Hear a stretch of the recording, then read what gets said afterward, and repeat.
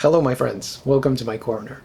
First things first, this video exists primarily thanks to my friend Ralph, who recommended to me just about 50 years ago the works of Leo Perutz.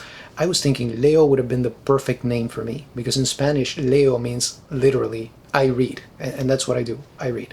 But anyway, I was torn between two books when it came to the work of Leo Perutz, and I was like, which one should I read? So I figured, why not read both of them and share my ideas with you, do a kind of a double feature. So that is basically, my friend, what you are so kindly watching right now.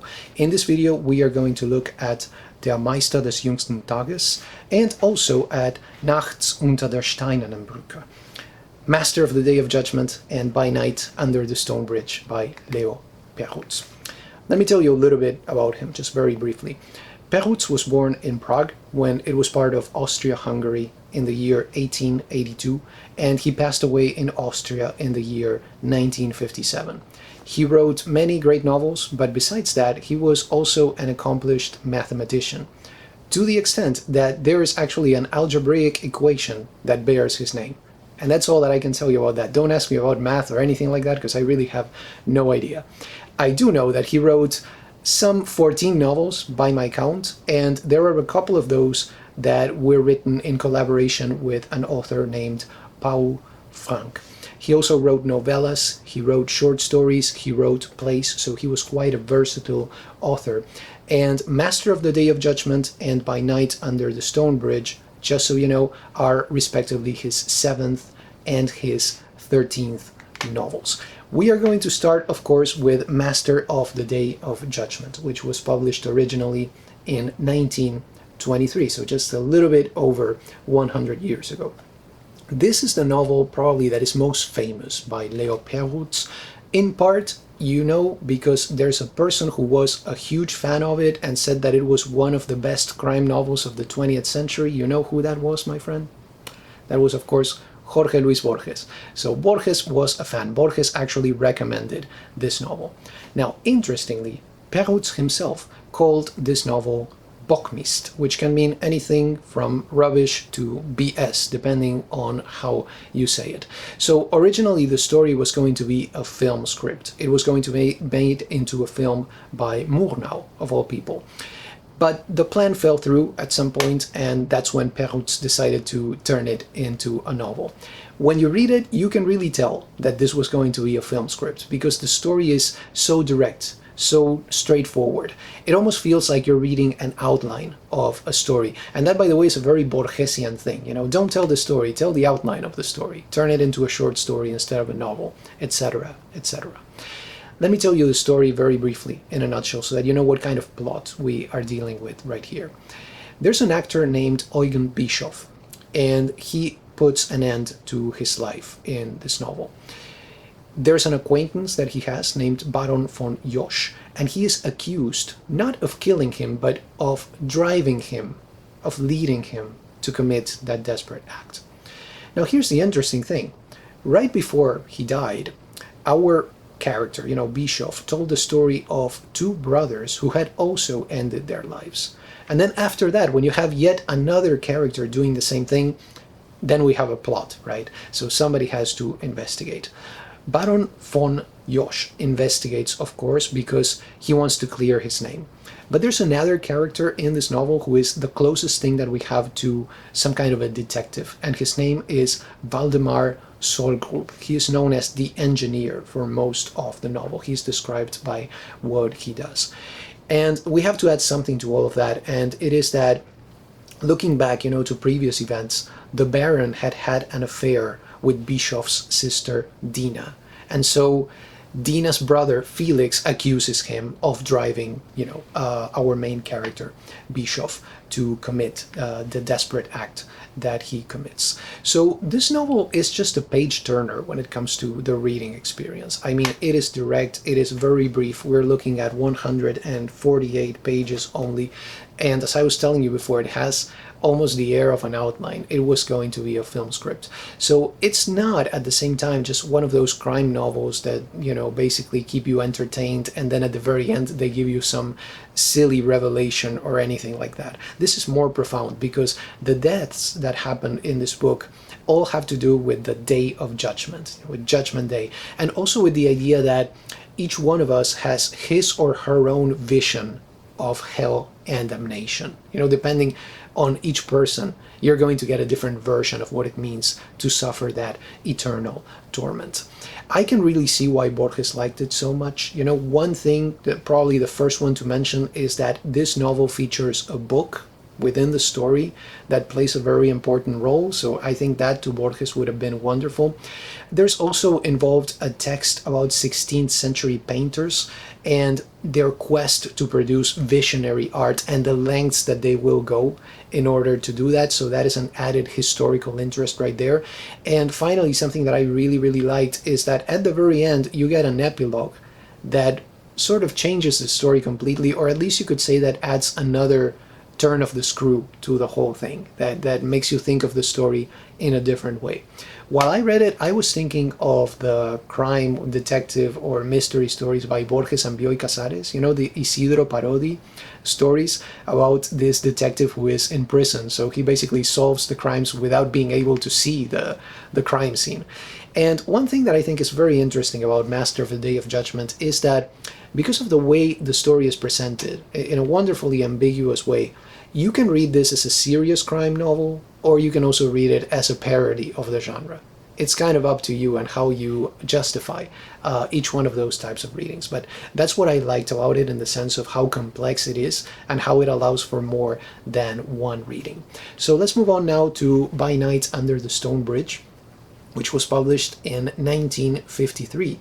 So exactly 30 years later, Perutz gave the world the novel that many people consider to be his masterpiece. This is a historical novel that is set in the late 16th and early 17th century in Prague. And interestingly, this is probably the first thing that we should say about this novel. It does not really have a plot in the traditional sense of the term, a tight plot in the way that we mean, okay, you can see how this story was put together.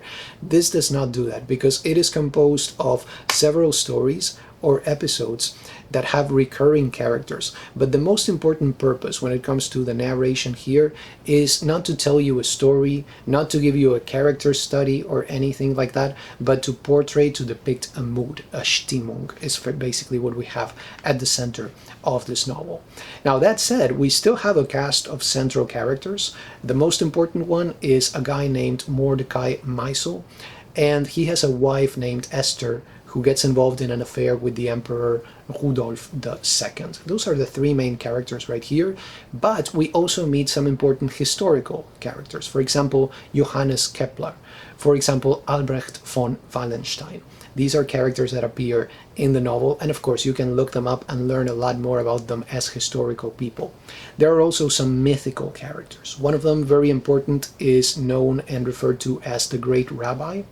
And there are two very funny entertainers. One is Jekele the Fool, and the other one is Koppel the Bear.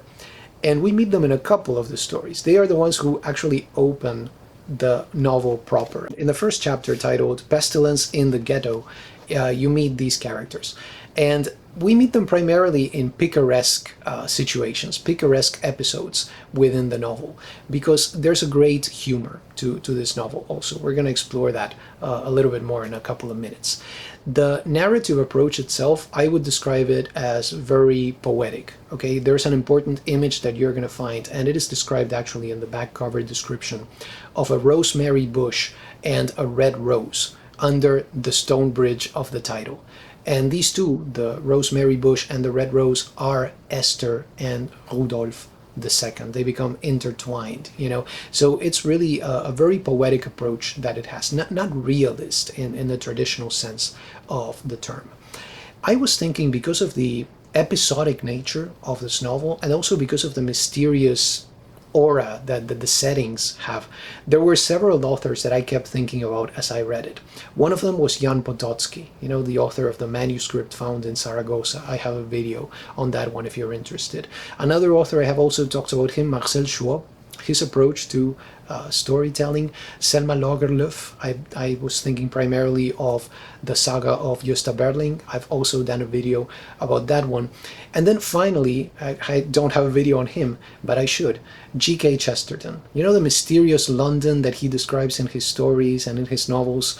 That's the kind of eerie type of place that we have here in this novel, with the way that Perutz describes the city of Prague in this, late 16th century, early 17th century. And as I told you before, plenty of humor here, and I would say of the ironic type throughout this novel. And if you look at the plots of the different episodes and the different stories that compose this mosaic of the city of Prague, you realize what I mean by that. For example, in one of them, there's a character who is going to be hanged next to two dogs. And all of a sudden, while they are in prison waiting for that moment, he realizes that the two dogs begin to talk to each other. And he can understand what they're saying. They're talking about where some money is buried. Very interesting stuff. In another story, there's a duel. And after the duel, a man makes the other man basically and literally dance for his life for the rest of the night. There's another story in which one of the characters follows a coin that he took. He knows that this coin belongs to Mordecai Meisel, but he says, I'm just going to leave it to fate to bring that coin back to its owner. And he follows that coin in all its journey as it goes back precisely to that owner. So you have that wonderful type of ironic type of destiny type of thing going on behind the plot right there. One of my favorites, I'm going to tell you which one it was so that you can look out for it, or if you just want to read one of these. My favorite was Wallenstein's Star. This is a story that involves chance, I would say, luck, deceit, also lust, and it just has just one of those happily ironic endings. Let me describe it that way. I think that is all that I can tell you about it without ruining the experience for you. So check out Wallenstein's Star for one of the best stories that you're going to find in By Night Under the Bridge. So I want to share my impressions of the whole reading experience with you.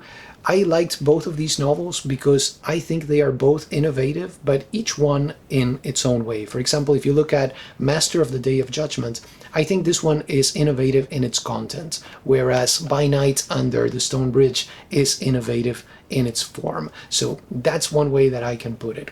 If you're looking for something traditional, for example, Master of the Day of Judgment is like a traditional mystery, but with a non-traditional topic, I would say. And on the other hand, when you look at By Night Under the Stone Bridge, you don't really have a spectacular plot, but the story is told in a tangential sort of way. It's an oblique approach. I was thinking maybe, and I'm just going to mention this, okay, because otherwise we're going to end up with a very long video, but I was thinking maybe the Deleuzian concept of the rhizome can be at work here, in the way that the approach to the narrative goes, right? Not the traditional approach, but this approach in which a plot or a tangent can emerge from any place, basically, in the whole thing. So if you want a good story, in the sense of plot, once again, go for Master of the Day of Judgment. And if you want more of a challenge, then go with By Night Under the Stone Bridge. This one also, let me tell you, By Night Under the Stone Bridge is more profound because one of its themes are the attitudes towards Jewish people in Prague during the time period when the story is depicted. And remember that this was published in 1953. So, not very long after the world knew about the Holocaust. So you can read also the allegorical dimension with this novel too.